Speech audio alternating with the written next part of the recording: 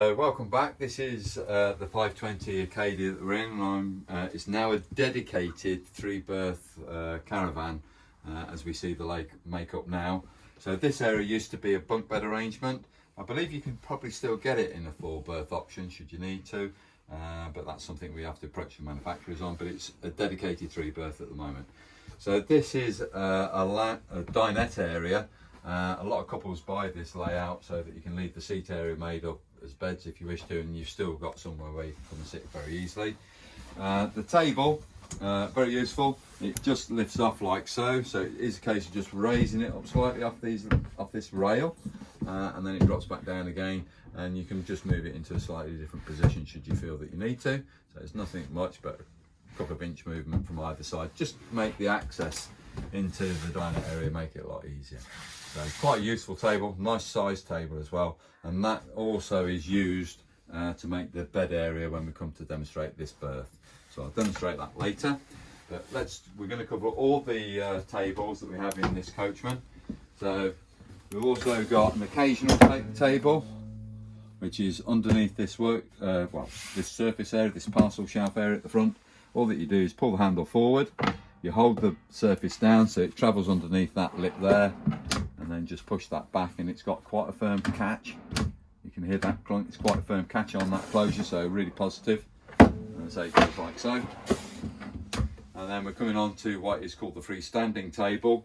I've pulled it out already, so I will show you where this is actually stored in a few moments. But if you just lift the leg up and start to raise it so it comes like so, and then as it comes into the position where it drops down, that locks in. Did you hear the little click? Same applies on this side, of course.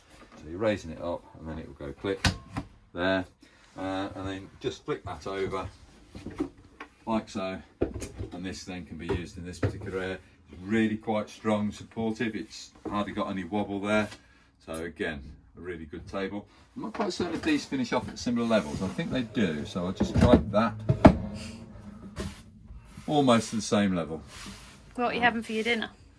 I'm waiting for it to be served, but anyway, I'll get the wine, dear, don't worry.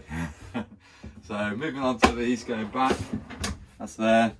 And then when you come to lower these down, these freestanding tables, slight difference on how they work. I always rotate them over because you need to just lift it up slightly to lower the leg down, and then it locks in place on that little plastic catch. So lift it up slightly and then lower it down, let the catches catch. And then you'll notice you've got a press stud on one edge only. There's no other popper on any other edge. So this is going to be, when it goes into the housing, the last port that goes in, because there's a little strap that comes over there to hold it in place. So we're now going to put this into the toilet compartment where it belongs, for transit or storage, of course. So it travels on a little track, so you just got to bring it into that little union there. So raise it up. I'm going to return it this way. Have the table legs facing outwards. It travels all the way in, as you can see, just slides back very easily. And then on this top edge, I've got that little strap I'm referring to with the popper, and that just goes on there. And finally, there's a turnbuckle catch a bit further on inside the locker, which now just stops that table from going backwards and forwards. And that's the transit catch. So we've got one more surface just to demonstrate.